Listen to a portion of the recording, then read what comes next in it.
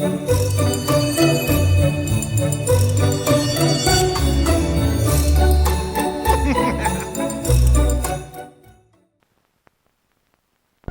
air is still clean and fresh. The landscape is well kept, peaceful, quiet. Of course, this in any agricultural areas. But Hershey is different. The town, which has a population of under 10,000, was founded by Milton S. Hershey in 1903. It was a most unusual community then, and it is now. One thing, the educational and cultural facilities are unique. The Milton Hershey School, with its 10,000-acre campus, is a private school, a tuition-free private school for needy boys and girls who don't have adequate care from one of their natural parents. Today, nearly 1,500 students live and study here, carrying on the traditions started by Mr. Hershey back in 1909. The entire state benefits from the medical center, which was built with a grant from the M.S. Hershey Foundation. The complex is owned and operated by Penn State University and provides complete patient care while maintaining extensive research and educational programs. But Hershey isn't all classrooms and laboratories.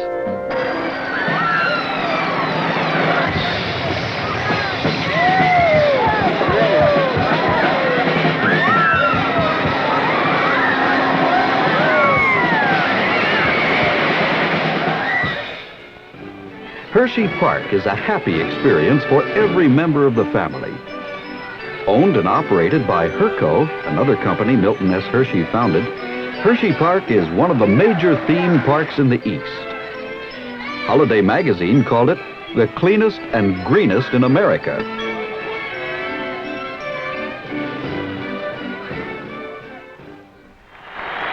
The arena next door is the home of the Hershey Bears of the American Hockey League. And there's some headline event going on in town almost every night.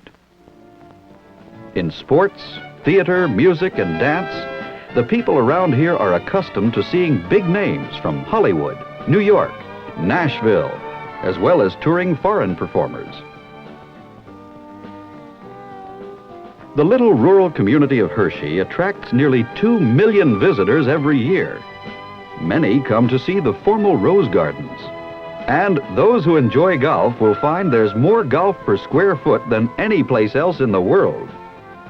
Hershey is a most unusual community, and the reason goes back to the year of 1903 when Milton Hershey decided to build the world's largest chocolate factory in the cornfields of Derry Township.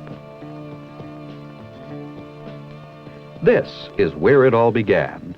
The town grew up around the factory, independently, but benefiting from steady employment and Mr. Hershey's personal legacy of concern for the community and the individual.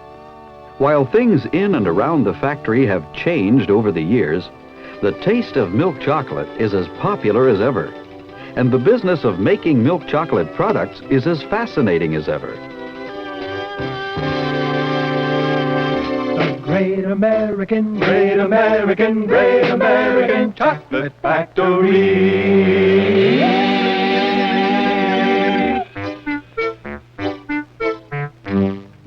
Chocolate is a happy flavor. It's America's favorite, and it blends happily with other natural flavors.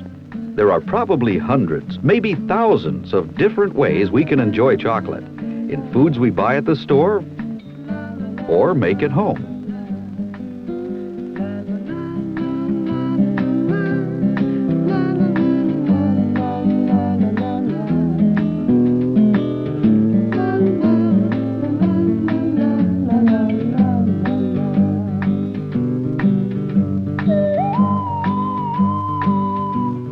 When Milton Hershey built his factory, milk chocolate was a delicacy enjoyed primarily by the wealthy. But by developing his own special formulations and manufacturing techniques, he proved that milk chocolate could be made and shipped all over America at a price most people could afford. Choosing this site was no accident.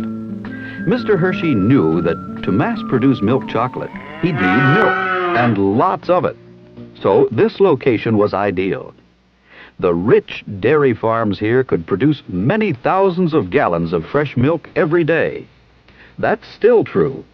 Every day, rain or shine, all year round, stainless steel tank trucks visit dairy farms in the region to pick up fresh, whole, grade A milk.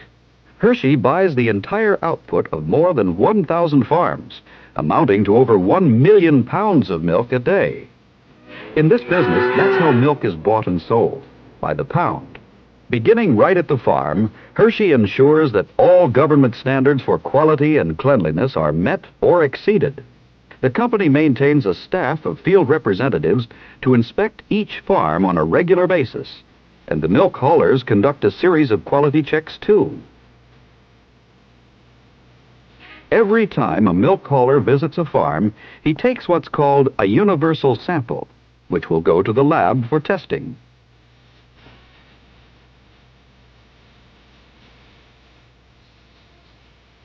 The tank trucks hold up to 6,000 gallons, or about 50,000 pounds of milk. The receiving station at the factory is open 24 hours a day, and the trucks are thoroughly scrubbed and sanitized after each delivery.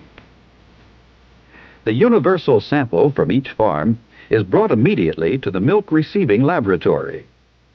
Here, tests for bacteria count and butterfat content are among the many conducted in a continuous, tightly controlled quality assurance program. But obviously, it takes more than milk to make milk chocolate. And the factory requires a constant flow of natural ingredients from many different countries around the world. In the lush tropical growing areas of South and Central America, Africa, and the South Pacific, we find such fruits as coconuts, bananas, pineapple, and we also find vast fields of sugarcane. Unlike most crops, which are grown for their fruit or leaves or roots, it is the cane itself, the stalk, that is important here. When the cane is ready, harvest crews work 7 days a week to bring in the crop. The large knife they use is called a machete, a universal tool in tropical agriculture. Hershey uses sugar from many different parts of the world, including cane and beet sugars grown in the United States. Here in the tropics, as in the States, it's impractical to transport bulky loads of cane over long distances. So, small sugar mills are usually scattered throughout the growing region for immediate processing. The cane is squeezed and ground under tremendous pressure, releasing the juice, which is caught in troughs under the grinding wheels. The fibrous, woody waste is removed by conveyor belt to help fuel the mill's boiler. Initial processing transforms the raw juice into a thick brown sugar syrup. In subsequent refining procedures, impurities and liquid are extracted to produce the white crystals of sugar we're all familiar with. Sometimes, within a few miles of the cane fields, other farmers are cultivating very delicate, very special trees, usually planted under taller varieties of trees to protect them from direct sunlight. These are cocoa trees, and their seeds are the basis of all cocoa and chocolate products. The seeds, called cocoa beans, grow within these pods, which are about 6 to 10 inches in length. The correct scientific name for this fruit is Theobroma cacao, which means food of the gods. These unusual trees thrive within 20 degrees of the equator and have a continuous growth cycle. The fruit seems to be attached haphazardly because the tiny blossoms grow directly from the trunk or main branches instead of at the ends of smaller branches. This is nature's way of protecting the heavy clusters of ripened fruit, which need solid support. It takes 5 to 6 months for the pods to reach maturity, and harvesting techniques vary from region to region, from farm to farm. In many areas, the growing and marketing of cocoa beans is the prime source of income, and the small independent farmer, like his counterpart in other agricultural areas of the world, depends upon a good harvest. But since the trees have a continuous growth cycle, there is no 1 week or month when an entire crop is ready. The pods are cut down as they ripen. In some larger operations, the pods are collected and taken to a central station for opening. Often, as in this case, they're opened in the field with razor-sharp machetes. Working side by side, father and son efficiently strip the wet beans from the pods onto handy banana leaves. An expert worker can open 7 or 8 pods per minute, each one containing 30 to 40 cocoa beans, surrounded by a white pulp. Beasts of burden still play an important role in many cocoa-growing regions, as small farmers bring their beans to a central area for fermentation and drying. Here, payment is made by the box, a volume measurement that's equal to about 30 pounds of wet beans. The cocoa beans are then heaped into piles and allowed to ferment. Natural fermentation causes a chemical change in the pulp, which helps develop the color and flavor of the cocoa bean. It also hardens the skin of the bean into a protective shell, which will be removed later in the factory. The piles are covered with plantain or banana leaves to help contain the heat during the 5 to 6 day fermentation process. The fermented cocoa beans are then spread out to dry in the sun for 6 to 7 days. They're turned over regularly, and these drying platforms are built on tracks so that in the event of rain, they can be rolled under tin roofs for protection. The dried beans are less susceptible to disease and mold, and they are now ready for shipment overseas. A tropical port is a busy place, with a variety of agricultural produce being exported and an even wider variety of manufactured goods being imported. In larger ports, railroad tracks go right out onto the docks. The dried cocoa beans, now packed in 140-pound bags, are transferred from a boxcar to the hold of an ocean-going freighter. Destination, the United States of America. Cocoa beans, en route to the factory in Hershey, will arrive at one of our large East Coast ports of entry, often Philadelphia. The beans are quickly offloaded, and the first of a continuing series of quality assurance tests and inspections begins right here. With a device called a thief, samples are taken from each incoming shipment for laboratory analysis. Carloads of beans arrive at the factory throughout the year from the world's great cocoa-growing regions. Beans from Ghana and Nigeria, from Brazil and the Dominican Republic, from New Guinea and Malaysia, actually from more than a dozen different countries. And because each region produces a bean with its own distinctive flavor, each is delivered automatically from the rail siding to individual storage silos. The total capacity of this facility is 90 million pounds. And if you want to figure it out, you'll find that'll make a lot of chocolate bars.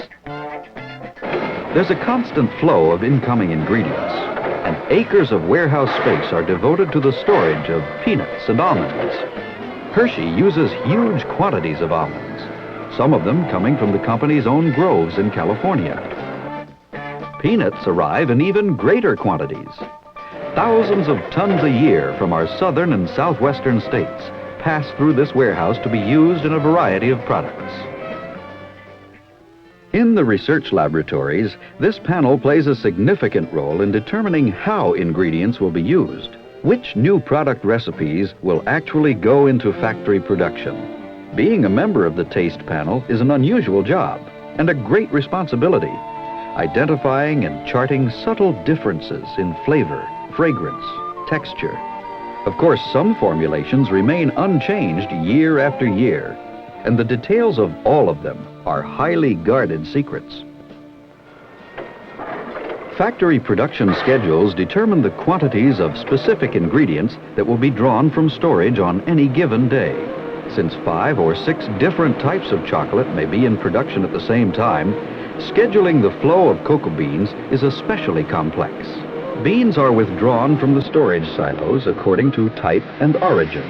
In an elaborate cleaning and sorting machine, currents of air and a series of sieves remove foreign matter. Then, They are routed by conveyor belt to a storage tank, which supplies the blending department.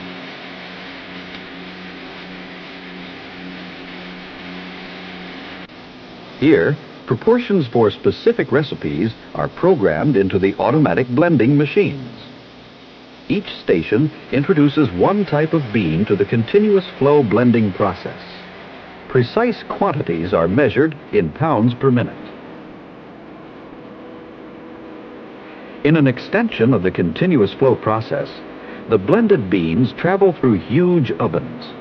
It's impossible to see inside, but dry roasting at temperatures over 400 degrees Fahrenheit or 204 degrees Celsius develops the flavor and aroma of the beans. Then, in a completely enclosed process, the shell of the bean is removed and the inner meat is broken into fragments called nibs. Nibs of the various blends are transported to specified hoppers which feed the giant triple milling machines on the floor below.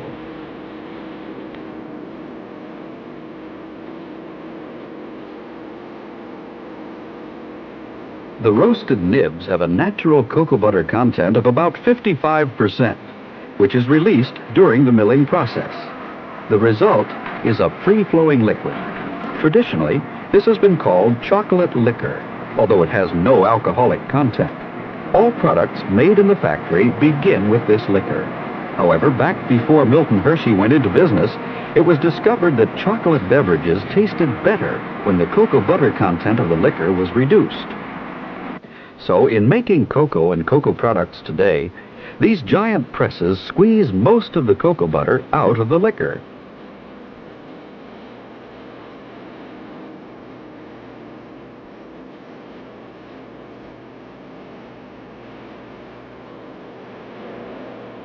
The butter is drained away and will be used in the making of milk chocolate. The dry cake that remains after the butter is squeezed out is pure cocoa.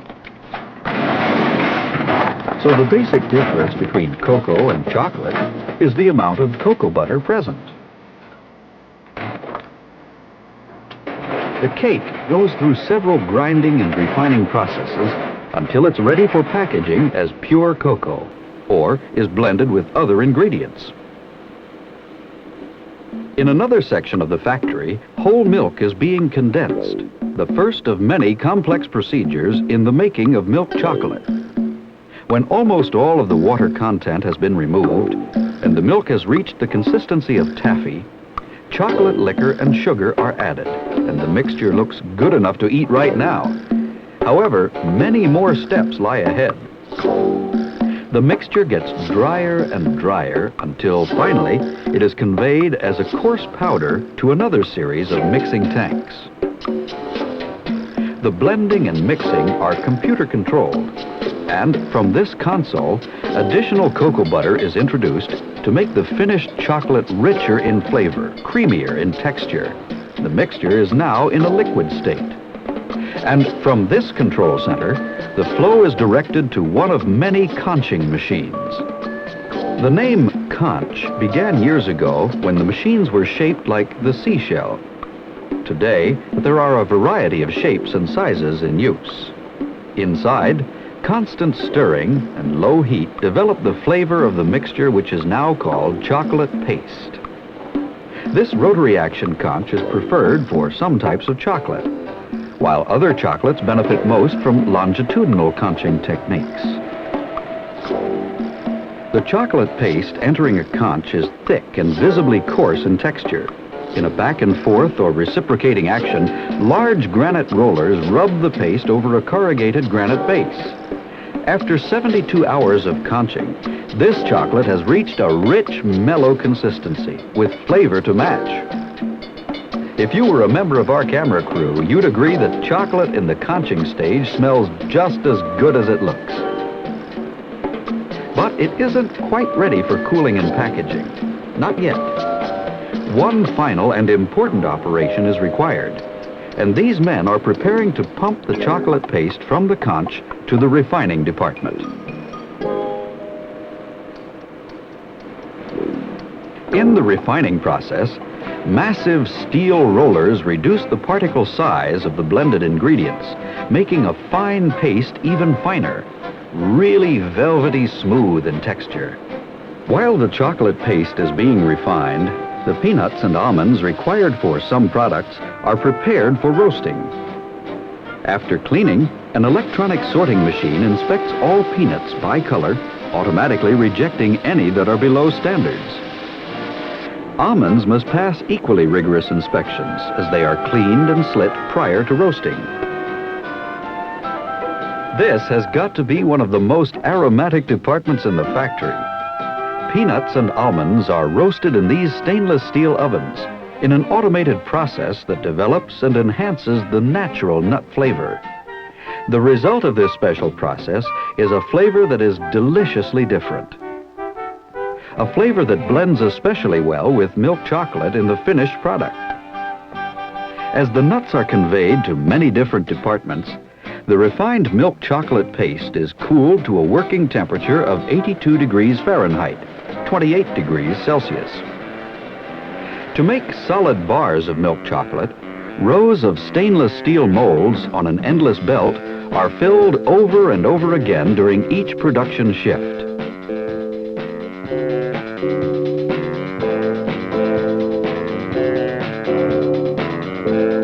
The belt passes under 2 depositors, each filling alternate rows of molds automatically. If an almond bar is being molded, the nuts are deposited in the molds before the chocolate.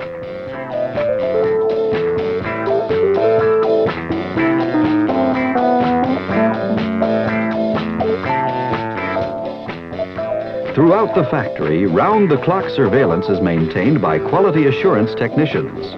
Chocolate samples are delivered to the laboratory for analysis to assure adherence to all quality standards. The performance of each machine is also checked regularly. Here, a sample tray from depositor number 53 is weighed to make sure it is depositing the specified amount of chocolate. The filled molds are vibrated and cooled as they travel through a long tunnel. Vibration of the chocolate, while it's still in a semi-liquid state, helps to assure a solid, well-formed bar with no air pockets or bubbles. At the end of the tunnel, finished milk chocolate bars emerge and move toward the automatic packaging equipment without any human contact.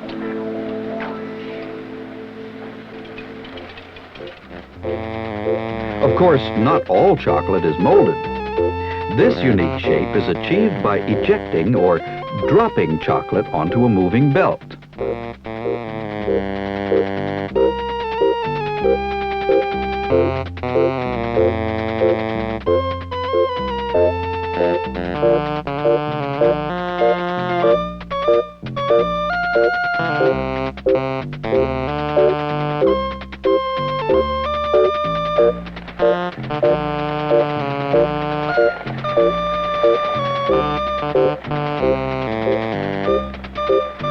Chocolate is made to be eaten, and no one can enjoy its pleasures if it's kept here in the factory.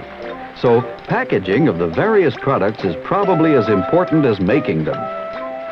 It takes special skills, experience, and equipment to prepare products for delivery to stores all over the country, so they can be placed on the shelves fresh, undamaged, and properly labeled.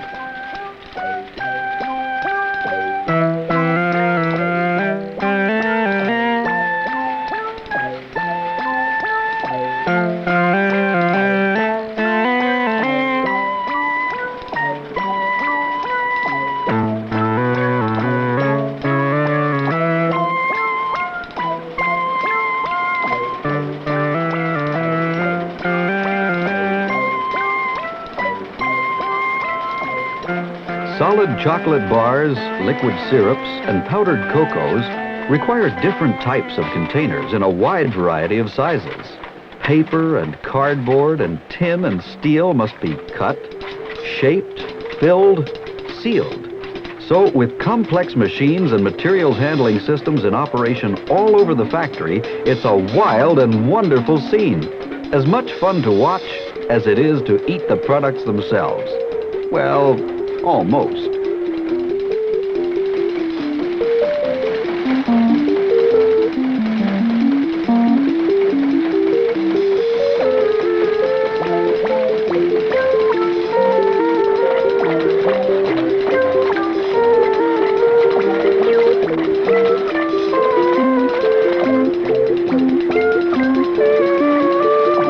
Containers are filled and weighed automatically.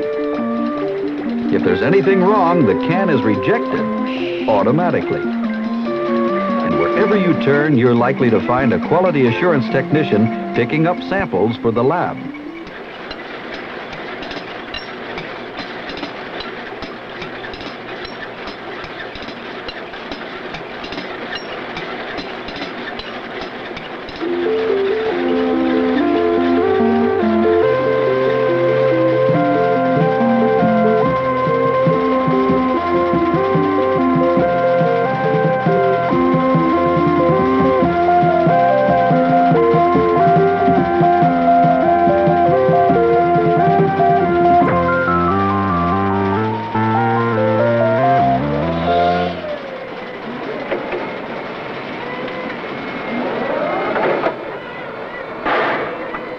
Before any product leaves the factory, it and its ingredients have been checked, tested, analyzed, and scrutinized every step of the way. In the quality assurance laboratories, experts in nutrition, food science, and microbiology are guided by the Product Excellence Program. They maintain standards that are stricter, more comprehensive than those imposed by government agencies. And their efforts assure consumers that they'll get the quality and quantity they expect. Another consumer service is generated by home economists in the test kitchen.